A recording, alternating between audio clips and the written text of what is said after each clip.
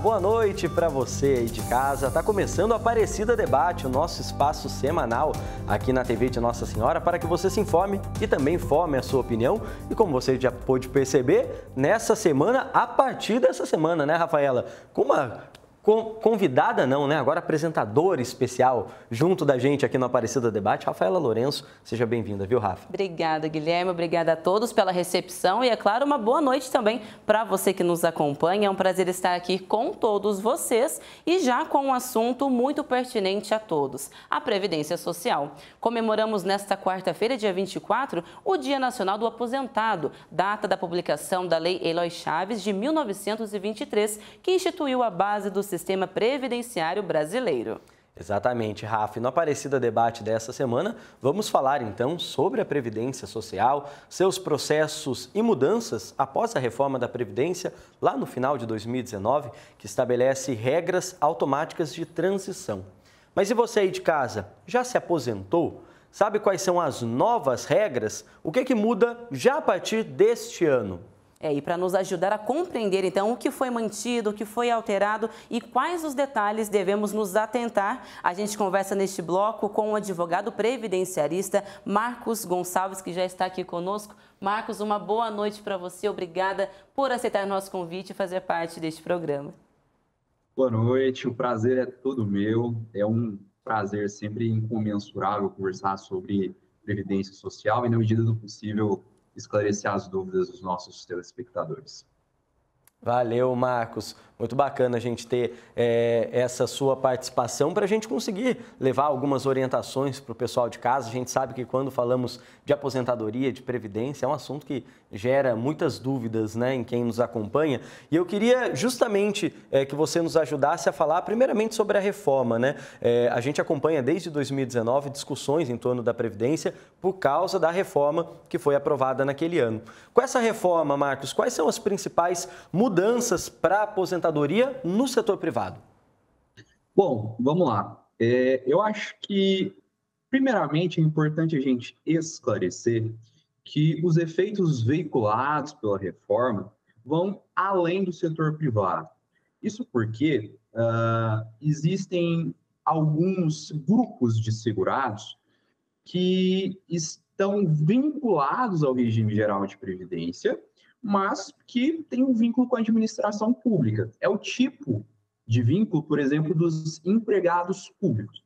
São pessoas que trabalham, por exemplo, na empresa pública, a título de exemplo, a Caixa Econômica Federal, mas que eles estão vinculados ao INSS. Então, feitos esses esclarecimentos, a gente pode começar a pensar nos efeitos veiculados pela Emenda Constitucional 103, conhecida popularmente por todos como a reforma da Previdência, né?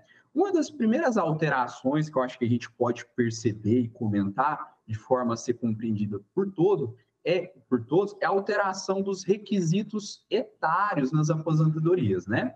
Antes, por exemplo, no benefício de aposentadoria por idade, a gente tinha ali 65 anos de idade para os homens e 60 anos para as mulheres, cumprindo ali uma carência de 15 anos, que daria ali 180 contribuições. Com o advento da Emenda Constitucional 103 de 2019, começou-se a exigir para os segurados que se iniciaram as contribuições depois da emenda, ali o requisito etário de 65 anos para os homens e 62 anos para as mulheres, com algumas alterações para a carência. Então, para as mulheres, a carência continua com 15 anos, mas para os homens, agora existe-se 20 anos de contribuição. Então, a gente tem um implemento aí de 5 anos de contribuição para os homens. Uma alteração que, no meu ponto de vista, foi um dos pontos mais nefastos da reforma da Previdência, além do requisito etário, foi a fórmula de cálculo da aposentadoria. Isso porque, antes da reforma da Previdência, o salário de benefício ele era calculado através da média das maiores salários de contribuição correspondentes a 80% de todo o período contributivo. É importante ressaltar isso, que eram os maiores salários de contribuição. Com a reforma da Previdência, o salário de benefício ele é calculado utilizando-se a média de todo o período contributivo a partir de julho de 1994. E ainda tem a aplicação de um redutor, que nesse caso, você parece que começa a receber 60% do valor da média, e esse valor, de 60% da sua média de contribuição, ele é acrescido de 2% ao ano, que exceder 20 anos de contribuição para os homens, e 2% ao ano, que exceder os 15 anos de contribuição para as mulheres. Então, assim, para as pessoas receberem 100% da média, a título de exemplo dos homens, eles vão ter que contribuir quase que 40 anos. E, assim, a gente vai conversando sobre essas porcentagens, parece muito abstrato, mas eu vou tentar exemplificar, porque eu acho que com exemplo a gente consegue entender como essa regra ela é danosa. Vamos lá. Vamos imaginar a seguinte hipótese, retroagir um pouco, voltar no passado. Imagina que a gente está em 2020. E a Maria, que está com 22 anos, ela começou a trabalhar como operadora de telemarketing. Ela trabalhou como operadora de telemarketing de 2020 até 2030. Só que aí ela precisou parar de trabalhar, ela precisou cuidar da mãe dela, que estava um pouco doente. E aí ela parou de trabalhar em 2030 e ela reingressa ao regime geral somente em 2051. E ela continua trabalhando de 2051 até 2059. Uma pergunta que eu acho que é importante. Nessa situação hipotética, a Fernanda ela vai ter direito ao benefício de aposentadoria por idade? Bom, em 2060, ela vai ter 62 anos e 18 anos de tempo de contribuição. É importante dizer que a média de todos os seus salários, a título de exemplo, só para a gente ilustrar como funciona essa regra, é de R$3.000. Mas qual que vai ser o valor da aposentadoria dela? Para responder essas perguntas, agora sim a gente vai usar aquelas regras que eu expliquei anteriormente. A gente precisa ver que a Maria ela tem 3 anos de contribuição que ultrapassa os 15 anos mínimos, né? Então, aplicando a regra dos 60 mais 2% ao que exceder o limite, a gente teria uma porcentagem de 66%. O que isso significa? Que ela vai ganhar 66% da média de todos os seus salários. Então, se antes a média do salário dela era de R$3.000, aplicando esse redutor, a aposentadoria por idade dela vai ser de R$1.980. Então, é um decréscimo patrimonial, assim, inquestionável, né?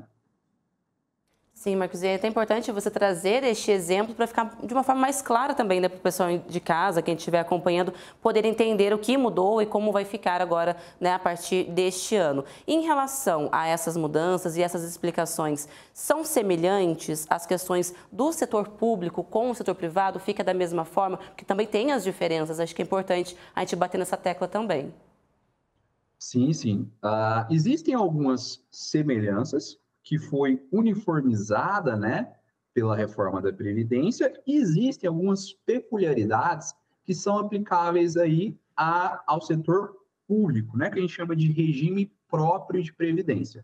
Para esclarecer um pouco essa terminologia, existe o regime geral de Previdência, que é gerido pelo INSS, né, que, em regra, abarca todos os segurados empregados. E existe o regime próprio de previdência, que cada ente da federação gerencia o seu. Então, por exemplo, a União tem o regime próprio de previdência dos servidores federais, o Estado de Goiás tem o regime próprio de previdência, o Estado de São Paulo tem o regime de previdência e o município de São Paulo também tem um regime próprio de previdência específico. Então, vamos lá. No que diz respeito ao requisito etário, é uma semelhança com o setor privado. A idade mínima para se aposentar para o servidor passou a ser 62 anos para as mulheres e 65 anos para os homens. E aí o servidor ele tem algumas peculiaridades, porque ele tem que ter 25 anos de contribuição, 10 anos de serviço público e 5 anos no cargo em que se dará a aposentadoria. Outra peculiaridade da reforma da Previdência no que diz respeito ao regime próprio de Previdência, ao setor público, é a fórmula de cálculo dos proventos de aposentadoria. Como que funciona isso? Todo mundo já ouviu falar de integralidade, paridade, que é o que circula ali na aposentadoria do servidor. Então, vamos lá. O servidor que ingressou no serviço público antes de dezembro de 2003, ele tem o valor do benefício calculado com base na última remuneração, que é o que a gente chama de integralidade. E o servidor que ingressou após essa data e até fevereiro de 2013, ele leva a aposentadoria de 100% da média das 80% maiores remunerações. Então, vai fazer o cálculo lá, pegar os maiores salários de contribuição do servidor, ele vai com 100% dessa média. Agora, quem ingressou após fevereiro de 2013 vai estar no regime de previdência complementar, recebendo benefício aí no teto do INSS. Então, para o servidor que tem um subsídio aí acima de 7 mil, sofreu assim uma redução grande no seu provento de aposentadoria. Outra alteração que, no meu ver, também é muito ruim para os beneficiários do regime próprio de previdência é no que diz respeito às concessões dos benefícios de pensão por morte. Porque o que acontece? Com a reforma da Previdência, esse benefício ele é pago por meio de cotas familiares de 50%, acrescido de 10% por cada dependente e limitada a 100%. Então, dessa forma, os cônjuges e os companheiros, eles são diretamente afetados, pois se antes da reforma a gente podia receber 100% da pensão, óbvio, se não existisse mais nenhum dependente, agora vão receber, pelo menos em tese, 60%, que é 50% mais 10% da cota. E aí, outra alteração importante que nós não podemos esquecer é que quando os filhos que são beneficiários desses regimes atingirem a maioridade, as cotas elas deixam de ser repassadas para os outros beneficiários. Ou seja, essas pessoas elas continuarão a receber apenas 60% do benefício. Marcos, e é importante a gente levar essas orientações para quem está nos acompanhando em casa e naturalmente, né, como é um tema bastante popular e ao mesmo tempo muito complexo, né, Rafa? A nossa equipe de reportagem foi às ruas para pegar algumas dúvidas do pessoal que nos acompanha e que a gente vai trazer no programa de hoje. Vamos ver então a primeira pergunta, que é da Renata, da cidade de Cunha. Quem nunca contribuiu com a Previdência pode ter algum benefício? Bem, acho que é uma pergunta também que surge a partir de uma dúvida de outras pessoas também, né, Marcos? Para a gente terminar esse primeiro bloco, é legal a gente levar essa resposta para a Renata e para outras pessoas que nos acompanham. A dúvida da Renata é uma das dúvidas mais comuns e rotineiras que a gente tem na advocacia. E a resposta é sim. A pessoa que ela nunca contribuiu para a Previdência Social, ela tem acesso a benefícios assistenciais. O que é esse benefício assistencial? É um programa de redistribuição de renda do governo que busca, através do benefício de prestação continuada, popularmente conhecido como BPC-LOAS, redistribuir renda para que as pessoas tenham acesso ao mínimo existencial, né? Então, caso a pessoa ela nunca contribuiu para o INSS, mas o núcleo familiar dela está inscrito no CAD único do governo federal e cumpre os requisitos de renda exigidos pela Lei Orgânica da Assistência Social, bem como atinge o requisito etário ou tem um impedimento de longo prazo, pode sim ter acesso ao benefício assistencial, que a gente chama de BPC-LOAS. A gente levar essa informação para quem está acompanhando, Marcos, como você disse, você tem essa experiência, esse contato com as pessoas, mas quando a gente grava reportagens, a gente percebe isso mesmo, né, Rafa? Essa é uma das dúvidas mais comuns. Que bom que você pôde explicar isso para a gente de maneira tão clara e objetiva, Marcos. Desde já, então, agradecendo a sua participação com a gente aqui no Aparecida Debate. Obrigado pelas contribuições. Até uma próxima. Muito obrigado. Esta semana, abordando o tema da Previdência Social e suas mudanças para 2024. Exato, e muito se fala, né, em como se aposentar, as novas regras para este ano e como essas mudanças podem ou não ser benéficas para o brasileiro, né, Guilherme? É verdade, Rafa. Por isso, com o intuito justamente de levar informação até você que nos acompanha de uma forma clara e imparcial, a gente preparou esse programa com especialistas no assunto, além, é claro, da participação popular, como você já viu aqui no programa. Segundo o Ministério da Previdência Social, o país conta com mais de 37 milhões de aposentados e pensionistas. Neste bloco, além de quem está prestes a se aposentar, a gente foca nas orientações para todos que buscam essa estabilidade na melhor idade. Por isso, para complementar o debate de hoje, nossa convidada é a Dina Prates, educadora financeira, idealizadora do curso de Educação Financeira UJAMA e cofundadora do espaço interdisciplinar Estrela Preta. Dina, bem-vinda, boa noite, viu? Boa noite, gente. Obrigada pelo convite. Uma alegria para a gente ter a sua participação conosco nesse programa, que tem sido já muito instrutivo, viu, Dina, para quem está nos acompanhando. E a gente quer aproveitar a sua experiência, a sua formação, para a gente levar algumas orientações para quem está em casa. Primeiramente, já faço uma pergunta nesse sentido. Para quem já é aposentado, para quem já tem o benefício da aposentadoria, a gente está no começo de ano, que é comum a gente ter muitos gastos, né? Como é que faz para se organizar, para fazer a aposentadoria, que às vezes já é um pouco apertada, render nessa hora?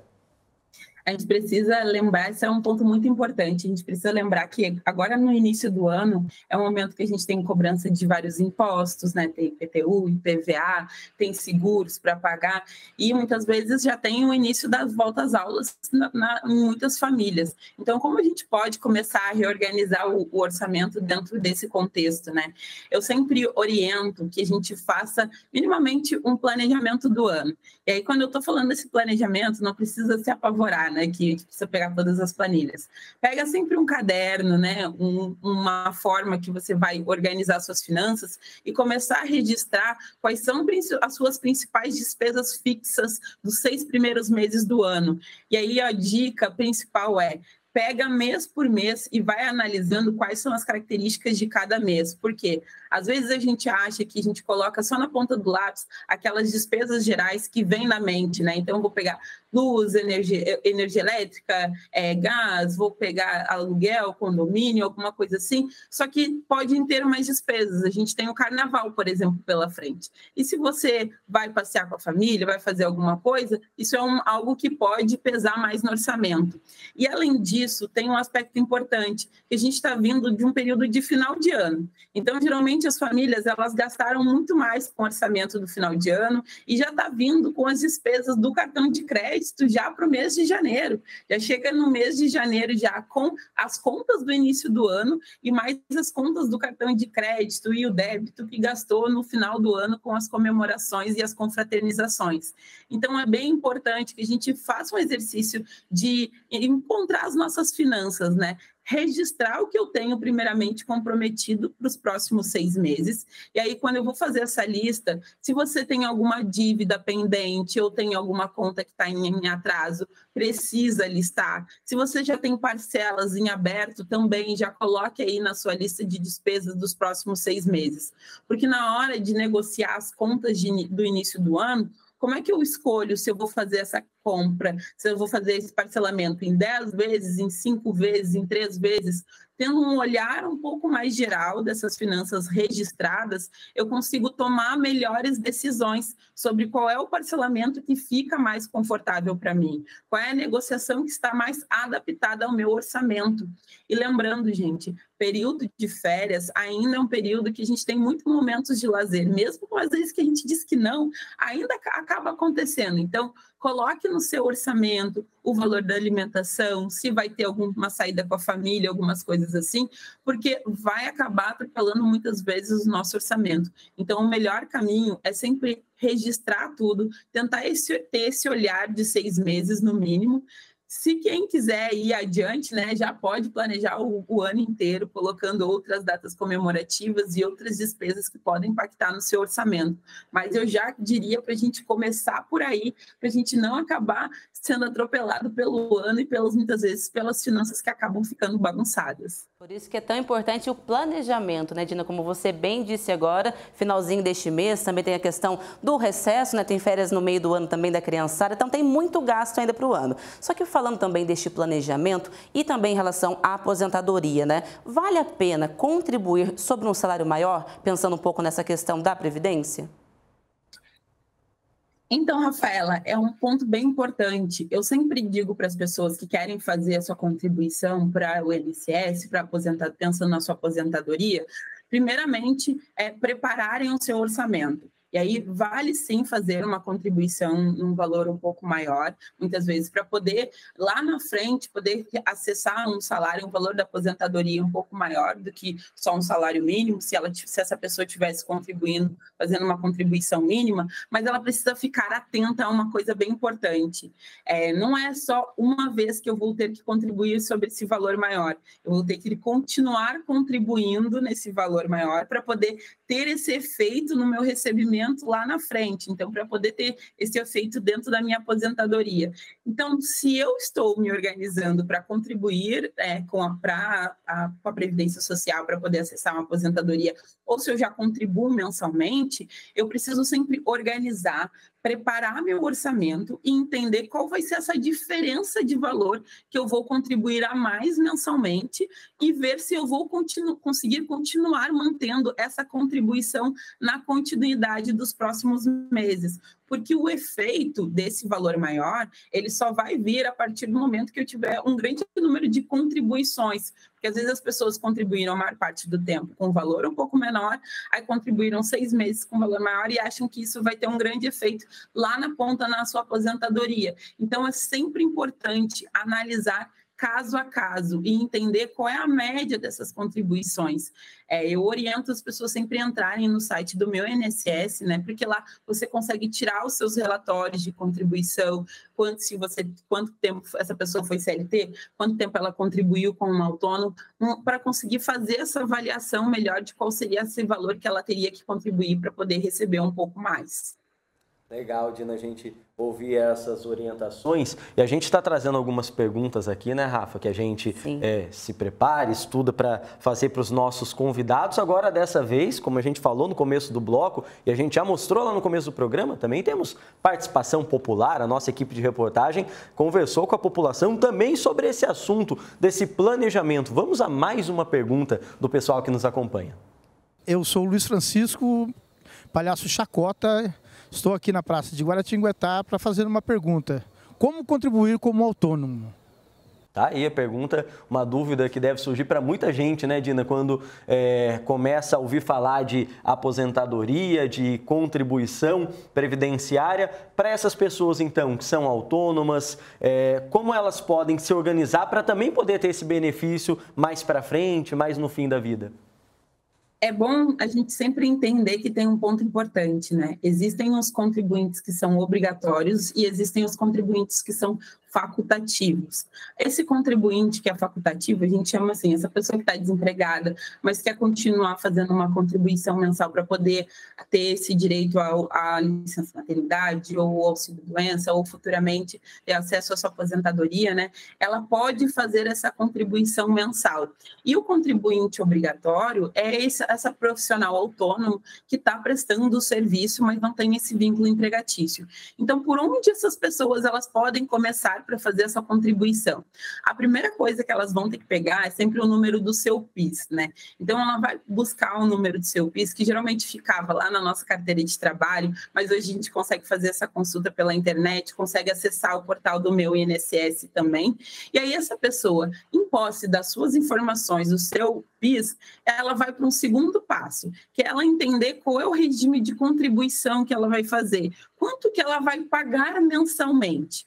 E aí, quando eu acesso lá o portal do meu INSS, a gente consegue fazer diferentes simulações, porque essa pessoa ela pode contribuir no plano simplificado, que a gente chama, que ela contribui com 11% sobre o salário mínimo, ou no plano tradicional, que são pessoas que contribuem com outras características, e aí ela vai pagar um pouco mais.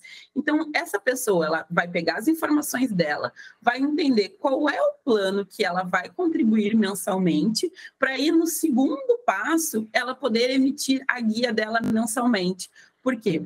Todo mês, a pessoa que vai fazer a sua contribuição mensal, ela vai pagar lá até o dia 15 o seu carnê. Ela pode emitir esse carnê online, ele é bem fácil de emitir, de baixar lá, a gente vai colocar, ela vai conseguir preencher as informações dela, vai colocar o valor que ela está contribuindo e vai gerar automaticamente lá no site do meu INSS esse carnê para ela pagar todo dia 15 a contribuição dela, para ela ter acesso a esses direitos previdenciários, como aposentadoria, auxílio maternidade, o auxílio doença. É importante sempre a pessoa verificar qual é esse regime de contribuição, porque pode mudar de caso a caso. Às vezes a pessoa ela pode ser facultativo, ou pode ser obrigatório, ou ela pode prestar um serviço para uma empresa, e aí as alíquotas, o valor que ela vai contribuir mensalmente, ele vai mudando. Mas não tem erro. Pega o seu PIS, acessa lá o portal do meu INSS, já vê as opções que tem lá, que se enquadram dentro da sua realidade, e aí a gente vai para o cálculo e todo dia 15 vai realizar esse pagamento. E você consegue fazer essa emissão individualmente na internet. Também pode buscar as agências do INSS como suporte, pode ligar também para poder ter as informações complementares, caso essa pessoa tenha dúvida. Mas é sempre importante, procure órgãos oficiais para não cair em nenhum tipo de golpe e não acabar se atrapalhando na hora de fazer o recolhimento. Dina, você tocou num assunto muito importante neste momento, porque a praticidade, né, da internet, esses mecanismos, né, online facilitam e muito, mas muitas pessoas podem ter dificuldades também de como acessar essas informações, de como saber o que fazer, quando fazer e quem procurar. E muitos golpes, infelizmente, a gente vê que estão sendo aplicados, né, assim, com as pessoas. O que fazer neste momento, né? Qual orientação para quem está acompanhando agora de casa? Ótimo, Rafaela. Eu sempre oriento. Na dúvida, sempre procure o canal oficial do INSS, né, que é a central do 135. Então, eu posso fazer a ligação, posso fornecer as minhas informações e conferir se realmente eu estou fazendo o caminho certo. Isso é uma forma.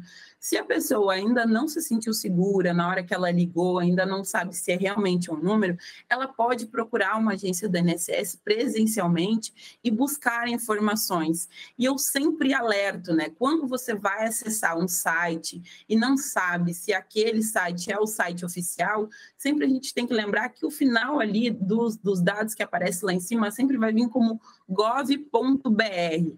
Eu olhando essas informações, se aquele endereço está aparecendo gov.br, o final daquele site ali que eu estou acessando, estou dentro de um site seguro. Ainda não consegui ter certeza disso, posso ligar no 135.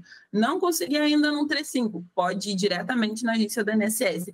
Mas, assim, sempre se certifique que você está buscando essa informação no lugar correto. Se você tem dúvida, para tudo, desliga o telefone. É o que eu sempre digo para todo mundo. Está com suspeita achando que é golpe e não tem certeza se essa informação está correta, desliga e vai verificar essas informações nos órgãos oficiais, porque aí você tem a certeza que está fazendo o recolhimento certinho, está indo pelo caminho certo e não está nem suscetível a nenhum golpe, porque tem muitas pessoas hoje que pegam as nossas informações na internet e principalmente pessoas aposentadas, quando a gente está falando, ou que já acessaram algum tipo de benefício e solicitaram empréstimos, por exemplo, já tiveram seus dados vazados. Então, fiquem atentos antes de fazer qualquer escolha, porque pode ser um caminho bem tranquilo, mas não precisa de estresse, porque a gente seguindo essas orientações.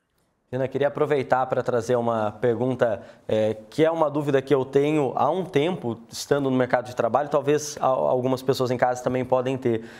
Quando a gente fala também daquela organização particular, né? A previdência privada, seja a partir de um plano de previdência privada que os bancos oferecem mesmo, ou, enfim, algum outro tipo de investimento prevendo retirar esse dinheiro, receber esse dinheiro daqui a algumas décadas, no fim da minha carreira. Essa é uma boa saída também? A gente sabe que nem todo mundo consegue sobrar para fazer essa aplicação extra, mas quem consegue é uma boa opção, além do recolhimento do INSS, ter uma parte ali, um particular?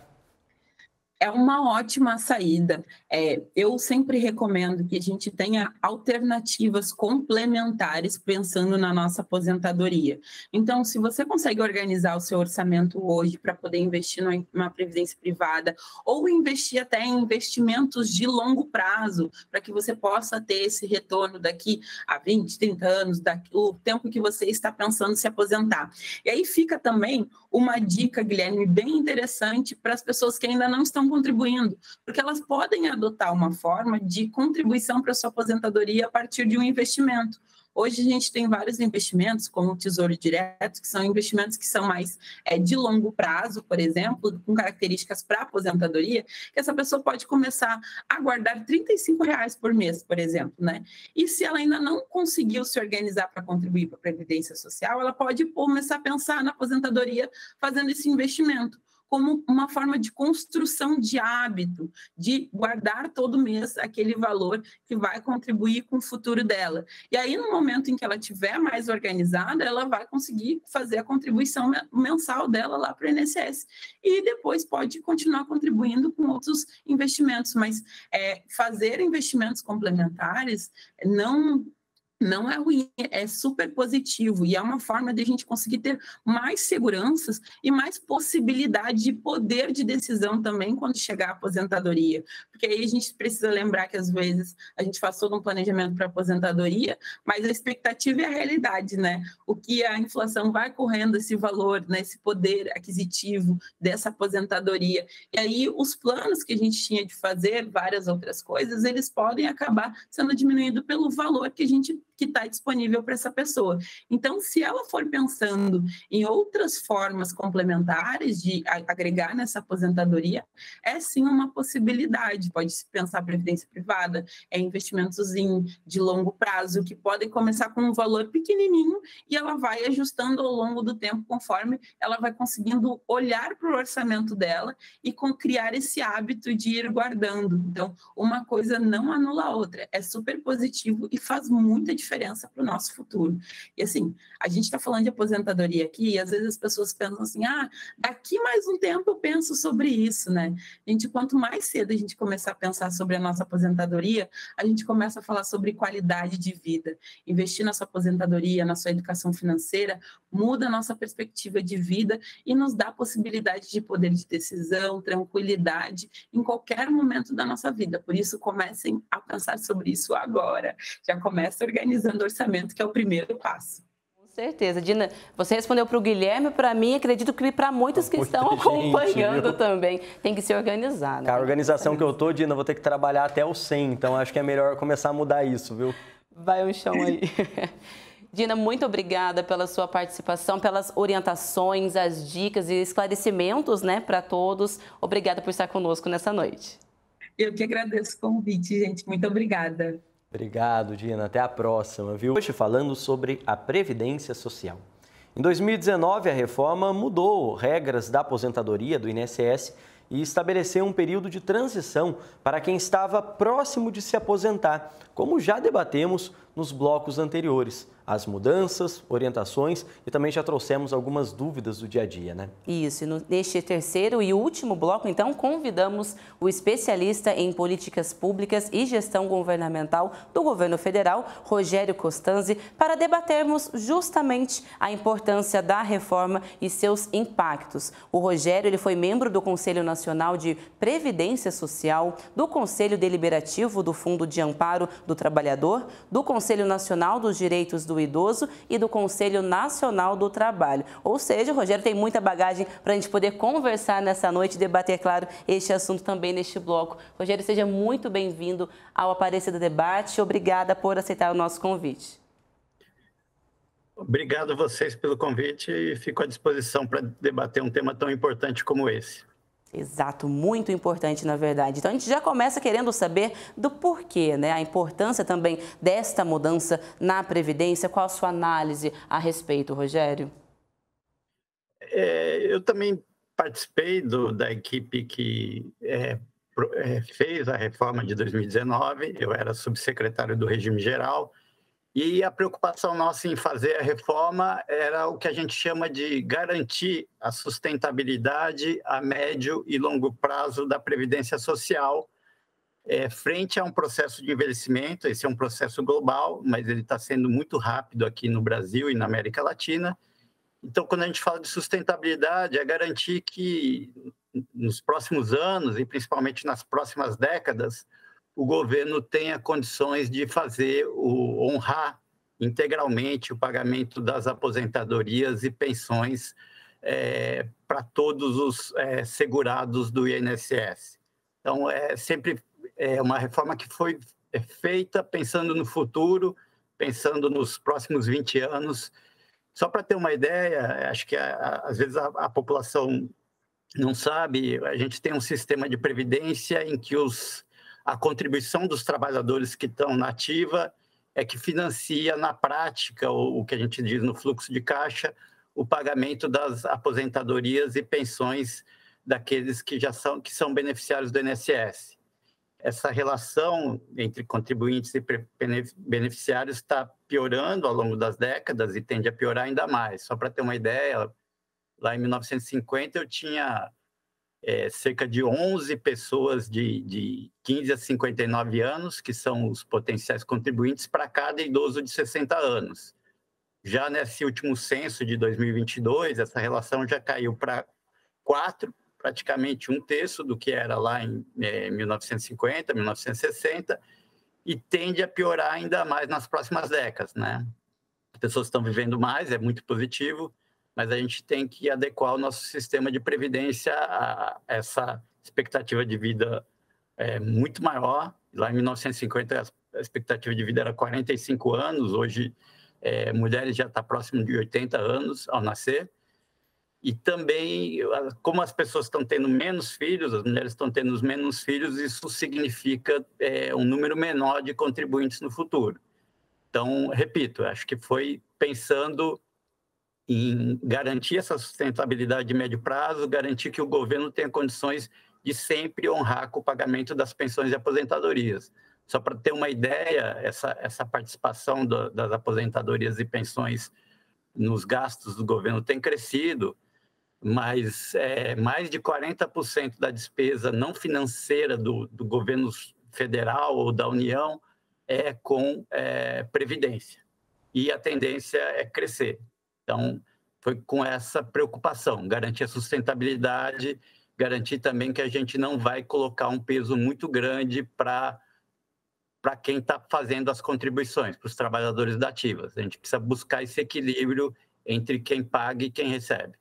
Rogério, para a gente entender a reforma da Previdência, que já foi também fruto de debate aqui no nosso programa em outras edições, é muito importante a gente ter essa fala que você trouxe, da gente entender, primeiramente, o que é a Previdência Social, um pouquinho da sua estrutura, como ela funciona. E a gente tem acompanhado ao longo do programa hoje aqui algumas perguntas que a nossa equipe de reportagem trouxe das suas, inclusive a próxima pergunta tem tudo a ver com isso que o Rogério estava falando para a gente. A Maria Alice, que mora aqui na cidade de Aparecida, no interior de São Paulo, também enviou uma pergunta para ele. Vamos conferir. Eu gostaria de saber quais são os tipos de pensões. Aí, Rogério, a pergunta da Maria Alice também, acho que tem a ver com o que você falava, aquela explicação sobre a estrutura hoje da Previdência Social. Então, quais são os tipos de pensões, quais são os tipos de benefícios que precisam ser pagos hoje pelo INSS? O INSS tem, ao todo, na verdade, 10 espécies de benefícios, né? Diversas aposentadorias, né? o que a gente chamava de aposentadoria por tempo de contribuição, que acabou com a reforma de 2019, que era aquela que possibilitava a pessoa se aposentar com 35 anos de contribuição homem, 30 anos de contribuição mulher. Essa já é só para quem já estava filiado antes da reforma de 2019. Existem 4 regras de transição para essa. Existe uma aposentadoria por idade urbana, que é para homens com 65 anos de idade, mulheres com 60 anos de idade, e 62 com a reforma nova, e uma que a gente chama de aposentadoria por incapacidade permanente, quando a pessoa não atingiu essas idades, mas acaba tendo algum problema de saúde e acaba tendo alguma incapacidade. E além da proteção também para os dependentes, né? Cônjuge, filhos, que têm a pensão por morte.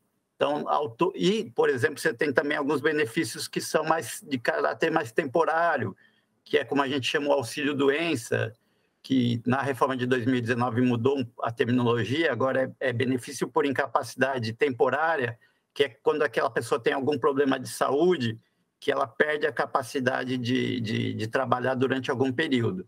Então, todos esses benefícios, são 10, como eu falei, aposentadorias, pensão por morte, auxílio-doença, têm um objetivo único em comum, que é o garantir renda para uma pessoa que perdeu a capacidade de gerar seu próprio sustento, porque perdeu a capacidade para o trabalho, seja por idade avançada, acidente de trabalho ou outro motivo.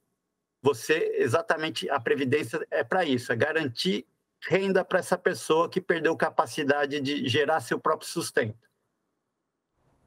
E também, né, em relação a essa parte de capacidade do próprio sustento, né, as contribuições, Rogério, o período, né, de trabalho sem registro em carteira, acho que é uma dúvida também bem pertinente, pode contar para aposentadoria? Como que fica essa questão também? Não, de modo geral, a pessoa precisa contribuir para a Previdência para ter direito. O que a gente diz é que a Previdência é um sistema de proteção social contributivo, ou seja, para você ter direito à aposentadoria, pensão por morte, você precisa contribuir para a Previdência Social.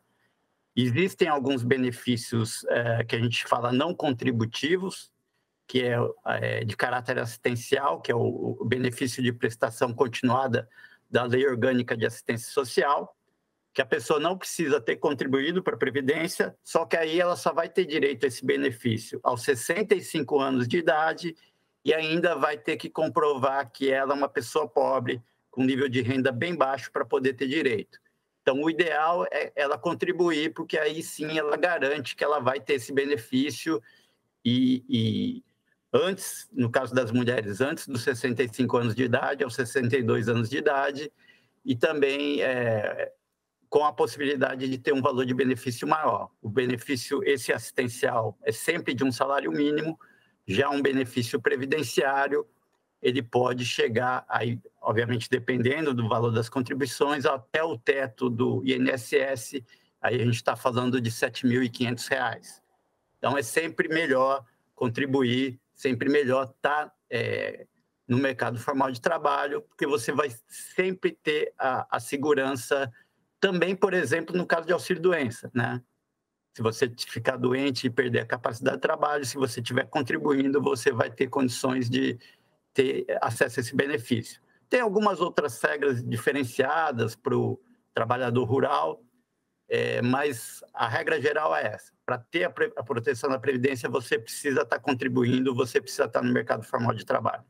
Queria aproveitar então para te fazer uma pergunta nesse sentido, né? A gente vê que o número de empregados com carteira de trabalho assinada no setor privado é o maior dos últimos 8 anos, é o que aponta o IBGE. A gente pode afirmar então que a Previdência, a partir dessa sua fala, ela depende justamente dessa evolução do mercado de trabalho, do emprego formal? Sim, a Previdência depende do mercado formal de trabalho, mas não só do mercado formal de trabalho, depende da demografia, como eu falei, da questão do envelhecimento. E, embora essa notícia que saiu que o IBGE é o maior número, em termos absolutos, de pessoas com carteira de trabalho assinado, na verdade, a gente tem problemas muito sérios de informalidade, porque Esse dado do IBGE mostrava que eu tinha menos de 40 milhões de pessoas com carteira de trabalho assinada no Brasil como um todo e para uma força de trabalho de quase 109 milhões de pessoas. Então, na verdade, eu tenho problemas extremamente graves de informalidade aqui no Brasil. Eu vou dar um dado de um estudo que eu fiz recentemente. Se você pegar a população que está em idade típica de trabalhar no Brasil, eu estou falando algo em torno de 130 milhões de pessoas. Desses 130 milhões de pessoas, 59 milhões estavam contribuindo para a Previdência em 2022 e 71 milhões não estavam contribuindo para a Previdência, devido à informalidade, devido ao desemprego ou por estarem fora da força de trabalho. Então, quando eu pego a população que estaria em idade de trabalhar e contribuir para a Previdência, na verdade, menos da metade dessa população efetivamente está contribuindo para a Previdência. Isso é fruto de a gente ter um mercado de trabalho que é ruim, no sentido de ter muita informalidade, desemprego, mais de 8 milhões de pessoas desempregadas e muita gente fora da força de trabalho. É uma realidade com números expressivos, né? A gente vê também o agravante da própria pandemia, né? E esses números vêm se atropelando. É claro que a gente torce, pelo menos, para que este ano de 2024 venha com números positivos, né, Rogério? E por falar em povo, né, também em participações, temos mais uma pergunta, né? Nossa equipe foi até as ruas, conversou com o pessoal e temos mais uma pergunta para o Rogério. Vamos ver. Queria saber como é calculado a aposentadoria. E agora, né, Rogério, como explicar também, então, para o nosso telespectador, um morador aqui da região? A fórmula de cálculo da aposentadoria também foi alterada na reforma de 2019. Existe uma regra agora mais geral, que é eu pegar todos os salários de contribuição, que eu fiz a contribuição para o INSS desde julho de 94 até agora, eu calculo uma média desses salários de contribuição e, a partir dessa média, o valor do benefício vai ser 60% dessa média, mais um adicional de 2% por ano de contribuição, que exceder 20 anos de contribuição no caso dos homens e 15 anos de contribuição no caso das mulheres. Então, isso quer dizer que, para eu garantir um valor que seja a minha média, os homens teriam que contribuir 40 anos e as mulheres 35 anos. Tem outras peculiaridades, por exemplo, sempre tem a garantia do salário mínimo. Tá? Não se pode ter uma aposentadoria com valor inferior ao salário mínimo. Se eu fizer a conta e der um valor abaixo do salário mínimo, o segurado tem a garantia do salário mínimo. Nunca vai ser abaixo do salário mínimo. E tem um teto que é esse de R$ 7.500. Mas é isso que eu falei. Cada ano adicional de contribuição acima de 20 anos, no caso dos homens, e acima de 15 anos, no caso das mulheres, você ganha 2% dessa média. Então, quanto mais você contribuir, maior vai ser o valor da sua aposentadoria. Rogério, e aproveitando que a gente está trazendo dúvidas que são frequentes entre a população, outro questionamento que as pessoas sempre trazem diz respeito da fila, né, para conseguir o benefício, a fila para a Previdência Social. O ministro da Previdência Social, Carlos Lupe, disse no início do mês que a fila do INSS nunca vai acabar. Segundo ele, o tempo médio de atendimento para a concessão de benefícios está em 49 dias e que a meta é chegar a 30 dias até o fim de 2024. Pela sua experiência, a gente pode entender que é viável? Como acelerar esse processo? Não, viável desejável com certeza. Agora, efetivamente, a gente está numa conjuntura em que o tamanho da fila realmente é muito grande. Quando ele diz que é impossível acabar com a fila, eu entendo e concordo no seguinte sentido. Requerimentos de novos benefícios entram no INSS todo dia pelo meu INSS. Então, tem novos requerimentos todo dia. E boa parte dos requerimentos você não vai conseguir atender ou conceder no mesmo dia. Tem um tempo mínimo aí de tramitação que deveria ser 45 dias. Então, nesse sentido, sempre vai ter alguma fila, mas o que eu acho que a sociedade deve cobrar é que, efetivamente, o tempo médio de concessão não deveria ultrapassar 45 dias, ou seja, todos os requerimentos deveriam ser atendidos aí num prazo de 45 ou 30 dias, mas num prazo curto de tempo. Infelizmente, hoje, a gente, aí final de 2023, você tinha uma fila muito alta, você tinha, final de novembro, ainda um total de benefícios esperando conclusão no INSS de 1,6 milhão, ou seja, uma fila muito grande, sendo que desse 1,6 milhão, na verdade, 724 mil estavam aguardando há mais de 45 dias. Então, pelo menos no primeiro momento, deveria zerar esses que estão, 700 mil que estão aguardando há mais de 45 dias, e depois realmente tentar reduzir para 30. Outro problema é o seguinte, se fala em tempo médio de concessão, mas se você for olhar por estado ou por espécie de benefício, você vai ver que tem variações muito grandes em relação a essa média. Ele falou dessa média, mas você vai, olhando o dado de novembro de 23, tinha alguns estados em que o tempo médio de concessão ultrapassava 100 dias. E se você for olhar certamente por espécie de benefício, também vai encontrar algumas espécies em que esse tempo de concessão é muito superior a essa média. Então, não só fundamental reduzir essa média, mas também tem que diminuir a dispersão. Não é muito aceitável que em determinado estado ou para determinada espécie de benefício eu demore mais de 100 dias para conceder o benefício.